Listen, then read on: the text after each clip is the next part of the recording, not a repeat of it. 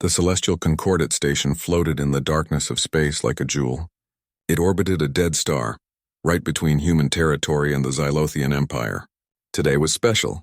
Today marked 2,000 years since the Great War ended. 2,000 years of peace. General Sarah Chen stood in front of the mirror in her quarters. She adjusted her uniform one last time. The dark blue fabric was covered with medals and ribbons. Each one told a story of battle, of sacrifice, of victory. She was 73 years old now, but her eyes were still sharp. Her silver hair was tied back in a tight bun. She looked like what she was, a warrior who had earned her rest. "Are you ready, General?" her aide asked from the doorway. Sarah nodded.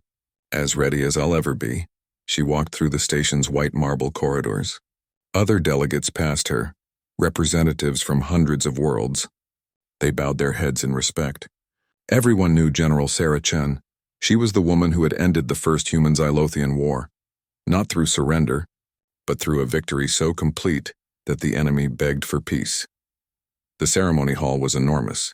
A glass dome showed the stars above. Thousands of beings filled the seats representing every species in the Galactic Council. At the center of the room stood a monument, a tall pillar made of both human steel and Xylotheian crystal. It represented unity. Sarah took her place with the Earth delegation. She looked across the hall and saw them. The Xylotheians, they were tall, nearly 8 feet high. Their skin was gray and rough like stone. 4 arms extended from their broad shoulders. Their faces were flat with 3 eyes arranged in a triangle. They wore armor even here at a peace celebration. Old habits die hard. At the center of their group stood King Vorthax IX. He was massive even for a Xylotheian. His armor was golden, covered with symbols of his rank. His 3 eyes glowed with a red light. Around his neck hung the Chain of Dominion, worn by Xylotheian kings for 5,000 years. The ceremony began. Speakers from different worlds talked about peace, about friendship, about the future. Sarah listened politely, but her mind wandered to the past. She remembered the war. Humanity had been new to the galaxy back then. They had discovered faster-than-light travel only 200 years before the war started. They were eager, excited, and naive. They thought the galaxy would welcome them. They were wrong. The Xylotheian Empire saw humans as weak, soft, a species that could be conquered and enslaved. They attacked human colonies without warning. They killed millions. They thought it would be easy, but humans don't break easily. Sarah had been young then, just a lieutenant. She watched her friends die. She watched planets burn, and she learned how to fight back, not with honor or glory, but with everything they had. Humans fought like cornered animals because that's what they were. The war lasted 50 years. 50 years of blood and fire. Humanity lost billions, but they never quit. They adapted. They learned.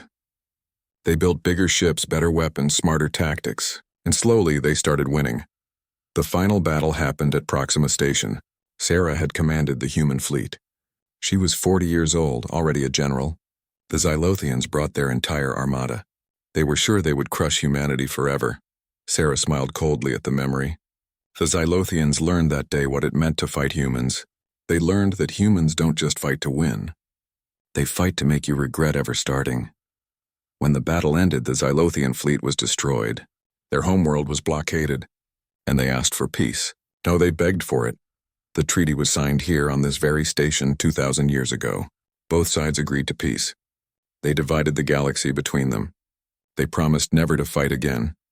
And now, the ceremony master announced, General Sarah Chen of Earth will speak. Sarah stood and walked to the podium. Every eye in the hall watched her. She placed her hands on the smooth surface and looked out at the crowd. 2,000 years, she began. Her voice was clear and strong. 2,000 years since the last shot was fired. 2,000 years since the last soldier died. We gather here to remember that time, to honor those who fell and to promise that we will never return to those dark days. She paused and looked directly at King Vorthax. But we must not forget the lessons of that war.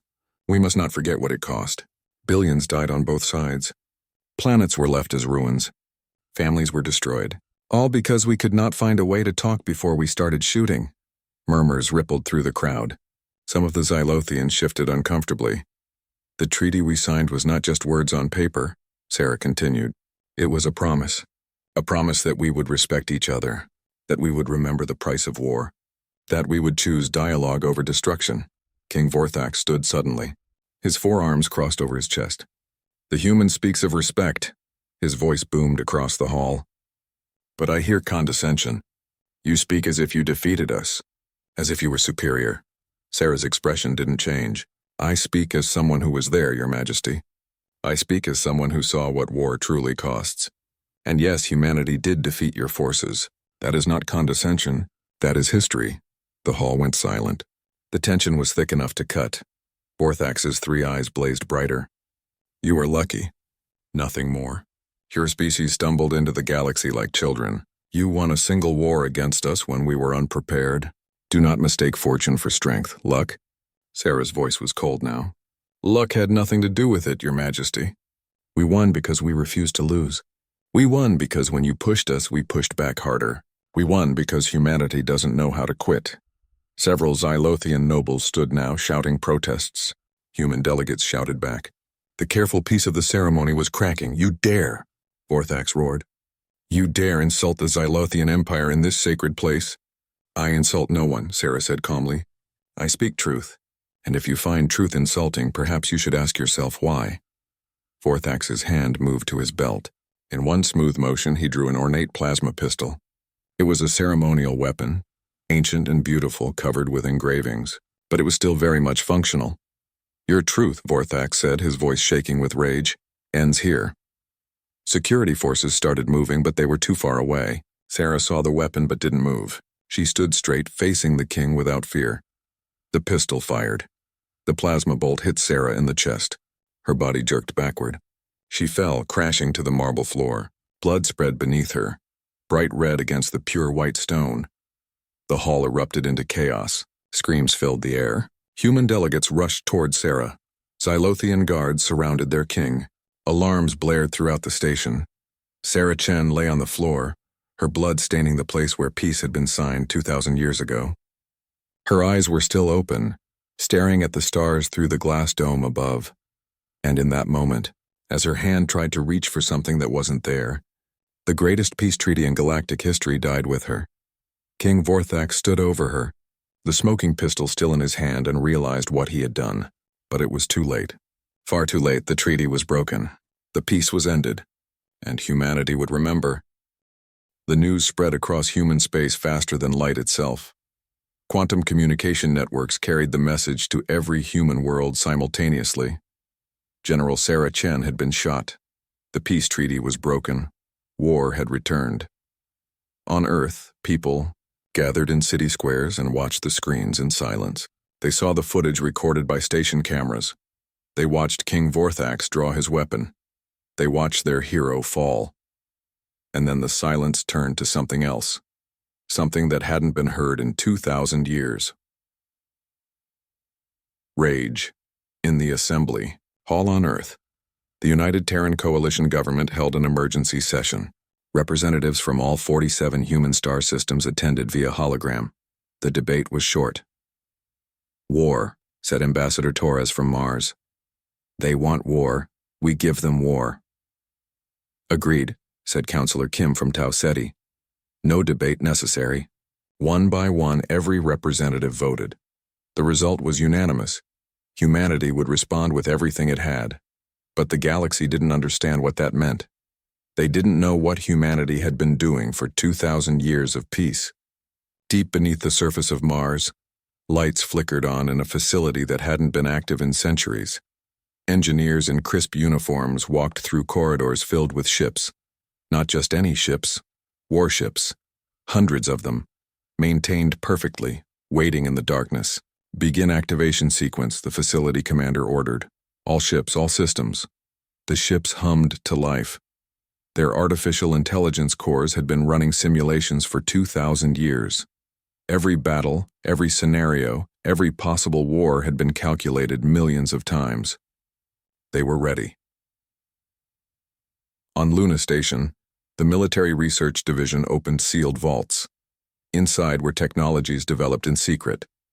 Quantum entanglement weapons that could strike across light years instantly. Cybernetic enhancement programs that could turn soldiers into something more than human. Nanite swarms that could dismantle enemy ships at the molecular level. Release all restrictions. the director commanded. Authorization code. Remember Sarah. Humanity had never trusted the peace. They had signed the treaty gladly, but they had never forgotten what it took to earn it. They had prepared. They had built. They had evolved. In the medical center on Concord Station, doctors worked frantically over General Chen's body. The plasma bolt had gone through her chest, missing her heart by centimeters. She was alive, but barely. Her eyes opened. A doctor leaned over her. "General, please don't move. You need to rest." Sarah's hand gripped the doctor's arm with surprising strength. "Communication," she whispered. "Now." "General, you're not strong enough." "Now." They brought her a holographic recorder. Sarah lay in her medical bed. Tubes and wires connected to her body and recorded a message. Her voice was weak, but her eyes were fire. "To all human forces," she began. "This is General Sarah Chen. As you know, I have been shot by King Vorthax of the Xylotheian Empire. The peace treaty is broken. They have reminded us what we are. Now we must remind them." She paused, breathing hard. "For 2,000 years we have been patient. We have been peaceful. We have been kind. But we have not been weak. We have not forgotten, and now they will learn what happens when you wake a sleeping giant." Her message continued. "Remember why we fight. Not for conquest. Not for glory. But because we refuse to accept injustice. Because we protect our own. Because humanity does not forgive those who hurt our family." She looked directly into the camera. "So go. Take our ships, use our weapons, show them what 2,000 years of preparation looks like. Show them what it means to fight humanity. And most importantly," her eyes narrowed, "make them regret." The message was broadcast across all human worlds. It became a war cry. Recruitment centers were flooded with volunteers. Retired soldiers returned to service. The entire human civilization mobilized for war. Admiral Marcus Chen stood on the Ao bridge of the UTS Indomitable, the flagship of the First Retribution Fleet. He was 35 years old, born into peace but trained for war. He was also Sarah Chen's grandson. "Fleet status?" he asked his first officer. "All ships report ready, Admiral. 300 capital ships, 2,000 support vessels, and 15 million Marines. We're awaiting your orders." Marcus looked at the tactical display. It showed human space glowing blue and Xylotheian space glowing red. Between them was a line that had not been crossed in 2,000 years. "Set course for Xylotheian border," Marcus ordered. "Maximum speed." "Sir, should we wait for additional fleets?" "No. We send a message first. The others will follow." The Indomitable's engines flared to life. Behind it, 300 warships followed.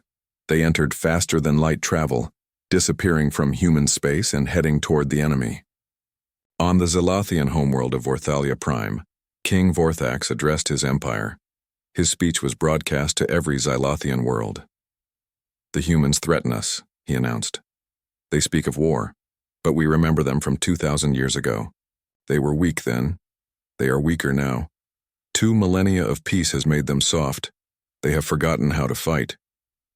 His 3 eyes glowed with confidence. "Let them come. Let them bring their fleets. We will crush them as we should have crushed them before. The Xylotheian Empire will expand into human space. Their worlds will become ours. And this time there will be no treaty. Only victory." His military commanders agreed. They had been preparing for this for years. Not out of fear, but out of ambition. The treaty had locked the Xylotheian Empire in place. Now they could expand again. But there were a very few old Xylotheians who remembered the First War. They remembered what it was like to fight humans. They remembered the terror of facing an enemy that refused to surrender, that refused to follow the rules, that refused to die when they should. General Carvax was one of those few. He had been a young soldier in the last war. He had fought at Proxima Station. He had seen his entire unit destroyed by human tactics that made no sense, by human soldiers who kept fighting even when victory was impossible. He met with other old veterans in secret. "The king is a fool," he told them. "He thinks peace made humans weak. But peace gave them time. Time to learn, time to build, time to prepare. "What do you suggest?" another veteran asked. "I suggest we pray," Karvak said grimly, "because we're about to fight a species that spent 2,000 years getting ready for this moment." In the space between human and Xylotheian territory, warning buoys detected the approaching human fleet. Automated messages were sent. Xylotheian border patrols were alerted. Admiral Marcus Chen sat in his command chair and watched the border approach on his display. He thought of his grandmother, lying in medical stasis. He thought of all the humans who had died 2,000 years ago to win peace. And he thought of King Vorthax, who had thrown it all away. "Send a message on all frequencies," Marcus ordered. "Let every Xylotheian hear this." The communications officer nodded. "Channel open, sir." Marcus spoke clearly. "This is Admiral Marcus Chen of the United Terran Coalition. To the Xylotheian Empire, you wanted war. You shot an unarmed woman during a peace ceremony. You spat on 2,000 years of treaty. You forgot what we are." He paused. "Consider this your reminder. We are coming. Not for conquest, not for territory, but for justice. You will surrender those responsible. You will pay for your crimes. Or you will learn why our ancestors made yours beg for peace." The message ended. The fleet crossed the border. The war had begun. And the galaxy was about to learn that humans were not the same species they had been 2,000 years ago. They had evolved. They had improved. They had become something the galaxy had never seen before. They had become patient. And that made them truly dangerous. The Kashari nexus was the pride of the Xylotheian military. It was a massive space station bigger than most moons, positioned at a critical jump point. From here, the Xylotheian fleet could strike at targets across 3 sectors. It housed 200 warships, 50,000 soldiers, and enough weapons to conquer a dozen worlds. General Karvak stood in the command center and watched the tactical display with growing dread. The human fleet was coming straight for them. No attempts to hide. No clever maneuvers. Just a direct assault. "This makes no sense," his second-in-command said. "They must know we have 3 times their numbers. Why attack us directly?" Karvak said nothing. He remembered Proxima Station. The humans had attacked there too, against impossible odds, and they had won. "All ships to battle positions," he ordered. "Prepare for engagement." The Xylotheian fleet moved into formation. 200 warships against the human 70. It should have been a massacre. The Xylotheians were confident. They shouldn't have been. Admiral Marcus Chen watched the enemy fleet arrange itself. Perfect textbook formation. They were fighting like they always had. That was their first mistake. "All ships," Marcus ordered. "Execute Plan Grandmother's Fury." The human fleet split into 3 groups. They came at the Xylotheians from different angles, forcing the enemy to divide their fire. Plasma bolts and missiles filled the space between them. The first human ships exploded, torn apart by Xylotheian firepower. But they didn't retreat. They kept coming. "What are they doing?" a Xylotheian officer shouted. "They're losing ships!" Karvax understood. "They're buying time." But for what? He got his answer 5 minutes later. From the asteroid field nearby, dozens of ships emerged. They looked like civilian vessels. Mining ships, cargo haulers, colony transports. The Xylotheians had detected them earlier but dismissed them as refugees fleeing the war zone. They were wrong. The mining ships opened fire. But they didn't use normal weapons. They used their mining equipment. Relativistic mass drivers designed to move asteroids now launched chunks of metal at near light speed. The impacts were devastating. Each projectile hit with the force of a nuclear weapon. 3 Xylotheian capital ships exploded in the first volley. "Return fire," Karvax ordered. "Destroy those mining vessels." But the human military ships intensified their attack, drawing fire away from the miners. The Xylotheians were caught between 2 threats. Their formation broke apart. "They weaponized civilian ships," Karvax's second said in disbelief. "That's against galactic conventions." "Conventions are for peacetime," Karvax growled. "This is war, and humans don't follow our rules." The battle turned into chaos. The humans used tactics that made no military sense. Ships that should have retreated kept fighting until they were destroyed. Damaged vessels rammed into Xylotheian cruisers. One human destroyer, its engines failing, set a collision course with a Xylotheian flagship and activated its faster-than-light drive inside normal space. The explosion took out 5 Xylotheian ships. "Admiral, we need to retreat," a Xylotheian captain called over communication. "These humans are insane." But before Carvax could respond, new alerts flashed across his display. Small objects were approaching the Nexus station itself, hundreds of them. "What are those?" he demanded. "Unknown, sir. They're too small to be ships. Maybe missiles?" They weren't missiles. They were breach pods. Each pod contained 20 human marines in powered armor. The pods hit the station's hull and cut through with plasma torches. Within seconds, humans were inside the Nexus. The Xylotheian soldiers rushed to repel the boarders. They were confident. Xylotheians were bigger, stronger, and had 4 arms to the humans too. In close combat, they should dominate. They were wrong again. The human marines moved through the corridors like ghosts. Their armor was covered with active camouflage. They appeared from nowhere, fired their weapons, and disappeared before the Xylotheians could respond. They used grenades that released nanite swarms. The tiny machines ate through Xylotheian armor in seconds. But worse than their weapons was their attitude. Humans didn't fight with honor. They didn't face their enemies directly. They used traps. They ambushed. They played psychological warfare. One group of Xylotheian soldiers found their comrades' bodies arranged in a specific pattern. The humans had left a message written in Xylotheian blood. "We're coming for your command center." The Xylotheians were warriors. They had fought 100 wars across 1,000 years. But they had never fought anyone like this. Humans weren't just trying to win. They were trying to terrify, and it was working. Section 12 has fallen, reports came in. Section 15 is under attack. We've lost contact with engineering. Carvax made a decision.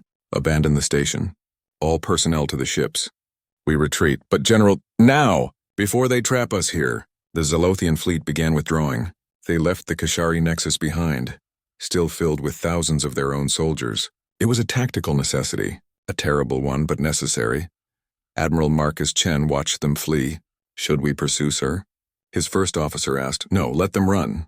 Let them spread the word about what happened here." Marcus looked at the casualty reports. 63 human ships destroyed, 40,000 crew dead. It was a terrible price. But they had taken the Nexus in just 3 days. And more importantly, they had sent a message. Humans don't fight fair. They fight to win. On Vorthalia Prime, King Vorthax received the reports from Kashari. He couldn't believe what he was reading. The Nexus was their strongest fortress. They had numerical superiority. They should have won easily. How? He demanded. How did they take it so quickly? His military advisor, a younger Xylotheian who had never fought humans, tried to explain. They used unconventional tactics, Your Majesty. They weaponized civilian ships. They violated several galactic conventions regarding, "I don't care about conventions." Vorthax roared. "I care about victory. Send the Second Fleet to reclaim the Nexus. Send the Third Fleet to attack human supply lines. We will crush them with superior numbers." General Carvax, who had just returned from the battle, spoke up. "Your Majesty, I must advise caution. The humans are not fighting the way we expected. They've changed. They've evolved. You need to do your duty, General, or I will find someone who can." Carvax bowed his head. There was no point arguing. The king would learn. They all would. Across the Galactic Council, other species watched the Battle of Kashari Nexus with growing concern. The Xylotheian Empire was one of the 3 great powers in the galaxy. If humans could defeat them so easily, what did that mean for everyone else? The Avarian Collective, bird-like beings who controlled a wealthy trade network, sent a secret message to Earth. "We condemn the violence on both sides," the official statement said. But the unofficial message was different. "Here is information about Xylotheian fleet movements and supply routes. Use it wisely." The crystalline concord, beings made of living silicon, made a similar offer. "We remain neutral," they announced publicly. In private, they sent technical specifications for Xylotheian shield frequencies. The galaxy was choosing sides, and most of them were choosing humanity, not out of love, out of fear. Fear of what would happen if they didn't. Back on Kashari Nexus, human marines swept through the last sections of the station. They found the Xylotheian soldiers who had been left behind. Some surrendered. Some fought to the death. The humans treated the prisoners well, giving them medical care and food. One Xylotheian soldier, wounded and scared, asked a human marine, Why? Why do you fight like this? Without honor? The Marine removed his helmet. He was young, maybe 25 years old. Honor, he said. You shot our grandmother during a peace ceremony. You started a war because your king threw a tantrum. And you ask us about honor? He leaned closer. We fight this way because it works. Because we're not here to dance around with fancy rules. We're here to end this war as fast as possible. Every day this continues, more people die. So we do what we have to do. The Marine stood up. Your people forgot something important about humans. We're not the strongest. We're not the smartest. But we're the most stubborn. We do whatever it takes, and we never, ever stop. He walked away, leaving the Xylotheian soldier to think about those words. In his command ship, fleeing from Kashari, General Carvax looked at the casualty reports. Over 50,000 Xylotheian soldiers dead or captured. The nexus lost. The human fleet barely slowed down. And this was just the first battle. He pulled up ancient files from the First War, reports from his ancestors who had fought at Proxima Station. The language was almost identical to the reports he was reading now. Humans do not fight with honor. They fight with determination. They take losses that should break them and keep coming. They use tactics we cannot predict. They turn everything into a weapon. And worst of all, they make us afraid. Carvax closed the files. The king didn't understand. The young officers didn't understand. But those who had fought humans before understood perfectly. They weren't fighting a war. They were fighting humanity's revenge. And revenge doesn't follow rules. 3 months had passed since General Chen was shot. 3 months since the war began. And in that time, the galaxy had learned to fear humanity again. The Xylotheian Empire had lost 47 star systems. Every world they had taken from humans 2,000 years ago was now back in human hands. But the humans didn't stop there. They kept pushing forward into Xylotheian territory itself. The second and third Xylotheian fleets had been destroyed. The fourth fleet surrendered without firing a shot. The fifth fleet simply vanished when it heard humans were coming, its crews deserting to neutral space. Now, the human armada surrounded Vorthalia Prime, the Xylotheian homeworld. King Vorthax stood in his throne room and looked at the tactical display. 3,000 human ships orbited his world. They had enough firepower to turn the planet into glass, but they weren't firing. Why do they wait? Vorthax demanded. If they want to destroy us, why don't they attack? General Carvax, now the only military commander Vorthax still trusted, answered carefully. Because they're not here to destroy, Your Majesty. They're here for something else. What could they possibly want? We're at their mercy. Justice, Carvax said simply.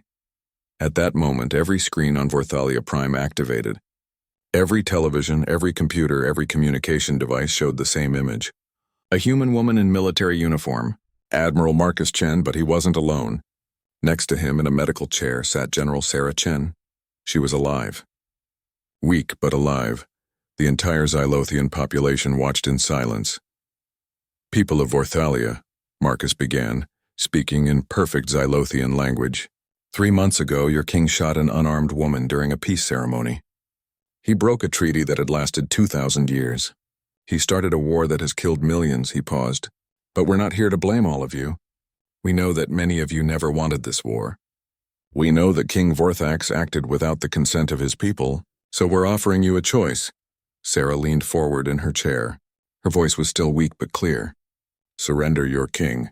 Surrender those who advised him to break the treaty. Face trial for your crimes, and we can talk about peace, Marcus continued. If you refuse, we will take your king by force. We will land troops on your world. The war will continue. More of your people will die. The choice is yours. The broadcast ended. On Vorthalia Prime, chaos erupted. In the streets, Xylotheian civilians argued. Some wanted to fight to the end. But most, the vast majority, wanted the war to end. They had lost sons and daughters. They had seen their empire crumble. And they knew deep in their hearts that they could not win. In the capital city, protests began. Thousands of Xylotheians marched toward the royal palace, demanding that Vorthax surrender. The king's guards tried to stop them, but there were too many. In his throne room, Vorthax watched his empire turn against him. This is treason, he said quietly. My own people betray me. They want to live, Carvax said. Can you blame them? Vorthax turned to his general. Prepare the Omega device. Carvax's three eyes went wide. Your Majesty, no. That weapon is forbidden. The Galactic Council banned it 3,000 years ago. If we use it against the human fleet. One shot will destroy them all. Then we can negotiate from strength. It will kill billions. The radiation will spread across the system.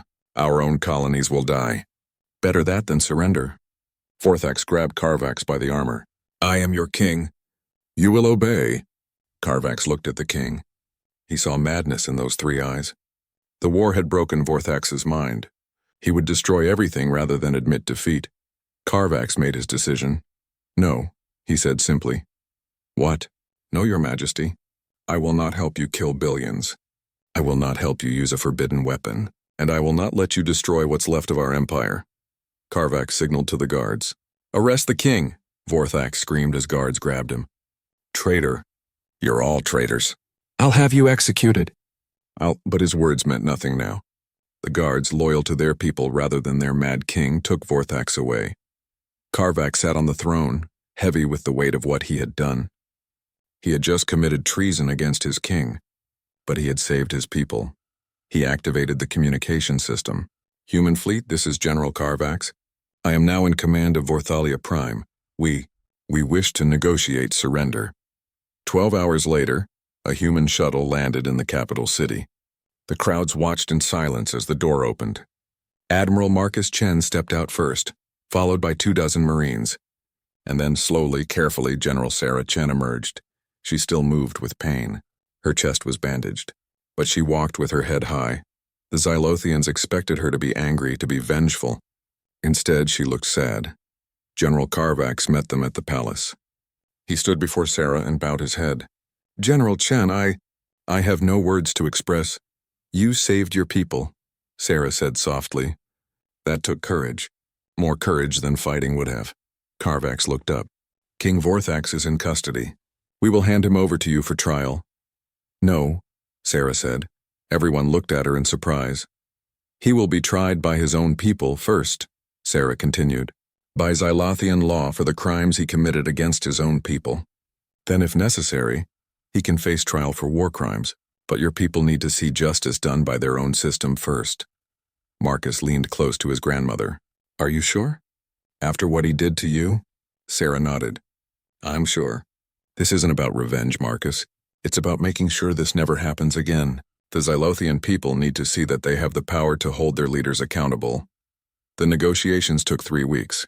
Representatives from the Galactic Council mediated. The terms were harsh but fair. King Vorthax would face trial. The Xylotheian Empire would pay reparations for the damage caused by the war. They would reform their government, creating a democratic system where the people had a voice. Human observers would monitor the transition for 100 years. Most importantly, the Xylotheian military would be reduced. They could keep defensive forces, but their capacity to wage offensive war would be limited. Many Xylotheians were angry about the terms, but they agreed. The alternative was continued war, and they had seen enough of that. On the day the treaty was signed, Sarah Chen and General Carvax stood together on a balcony overlooking the capital city. Do you think it will work? Carvax asked. Can our people truly change? I don't know, Sarah admitted. Change is hard, but I've seen impossible things happen before. I've seen enemies become friends. I've seen war turn into peace. It's possible. If people choose it, your people could have destroyed us. Instead, you offered us a future. Why? Sarah was quiet for a moment. Because 23 centuries ago, my ancestors came from a world called Earth, a world that knew endless war. They fought each other for thousands of years. And they learned something important. What was that? That the true victory isn't in defeating your enemy. It's in making them not your enemy anymore. She looked at Carvax. We didn't come here to conquer you. We came here to stop a war and make sure it never happens again. The best way to do that is to help you build something better. Carvax bowed his head. You are wiser than I expected, General Chen, and far more merciful than we deserve. Maybe, Sarah said with a slight smile. Or maybe we're just too stubborn to let hate win. The trial of King Vorthax lasted 6 months. He was found guilty of murder, treason, and crimes against his own people. The sentence was life imprisonment. He would spend the rest of his days in a cell. watching his empire transform into something he didn't recognize, something better. As Sarah Chen prepared to return to Earth, thousands of Xylotheians gathered to see her off. They brought gifts and flowers. Children drew pictures for her. It was strange honoring the woman their king had tried to kill, but that was exactly the point. She wasn't their enemy. She was the person who had saved them from their king's madness. "Thank you," a young Xylotheian child said, offering Sarah a hand-drawn picture. "Thank you for not killing us all." Sarah took the picture gently. It showed a human and a Xylotheian holding hands under a sun. "You're welcome, little one, and thank you for this beautiful picture." As the shuttle took her back to the fleet, Sarah looked down at Vorthalia Prime. A world that had been their enemy, a world that might someday be their friend. Marcus sat beside her. "You did it, grandmother. You won the war and won the peace." Sarah shook her head. "I didn't win anything, Marcus. I just refused to lose everything. There's a difference." The fleet began the long journey home. Behind them, they left a galaxy forever changed. The Xylotheian Empire was no more. In its place would rise something new. And humanity had proven something important. They weren't just good at war. They were good at peace too. When they chose to be. 50 years had passed since the 3-month war, as history now called it. 50 years since General Sarah Chen was shot. 50 years since the galaxy learned what it meant to anger humanity. Admiral Marcus Chen, now 75 years old, stood in the garden of his home on Earth. His hair was white, his face lined with age, but his eyes were still sharp. Behind him, his great-grandchildren played in the grass, laughing and chasing each other. One of them was half Xylotheian. It still amazed him sometimes. His daughter had married a Xylotheian diplomat. Their children had both human and Xylotheian features. They were a new generation, one that didn't remember the war. One that couldn't imagine humans and Xylotheians being enemies. Grandfather. His great-grandson called. "Tell us the story again." Marcus smiled. "Which story?" "About great-great-grandmother Sarah. About the day she changed everything." Marcus sat down on the bench. The children gathered around him, their faces eager. He had told this story 100 times, but it never got old. "Your great-great-grandmother Sarah Chen was born in a time of peace," he began. "But she lived through war. Not just any war, but the first human Xylotheian war. It lasted 50 years and killed billions. When it ended, everyone thought peace would last forever. But it didn't," one of the children said. "No, it didn't." 2,000 years later, at a ceremony celebrating the peace, King Vorthax of the Xylotheian Empire shot your great-great-grandmother. He thought humans had grown weak. He thought we had forgotten how to fight. Marcus paused. He was wrong. We hadn't forgotten. We had just been waiting, hoping we'd never need to remember. "And then you made them sorry," a child said excitedly. Marcus's expression became serious. "We did, but that's not the important part of the story.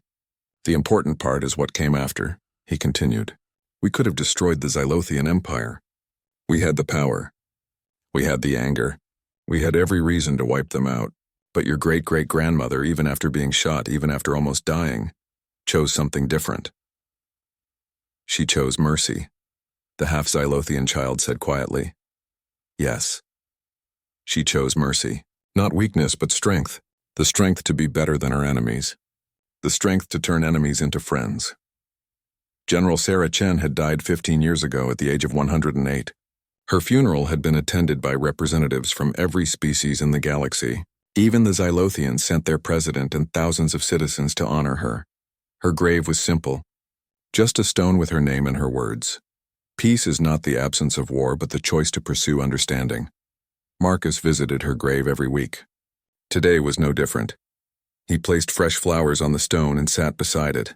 "Hello, grandmother. The garden is beautiful this year. Your great-great-grandchildren are growing up strong. You'd be proud of them." He paused. "The galaxy is different now. Better, I think. The Xylotheian Federation is thriving. They've become a democracy, just like we hoped. Their president, Cormac, is actually quite good. He sends his regards, by the way." Marcus smiled. "The Galactic Council has expanded too. 12 new species have joined. Trade is flourishing.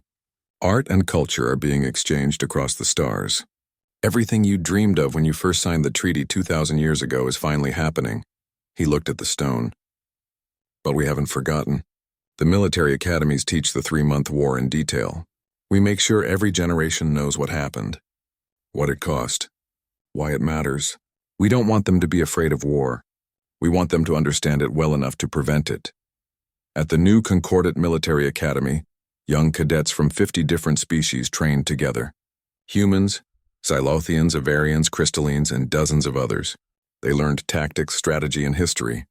But most importantly, they learned why they trained. Instructor Commander Park, a human veteran of the 3-month war, addressed her class.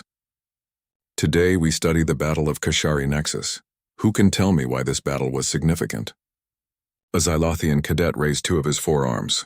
It was the first major defeat of Xylotheian forces. It demonstrated human tactical superiority. Park nodded. Partly correct.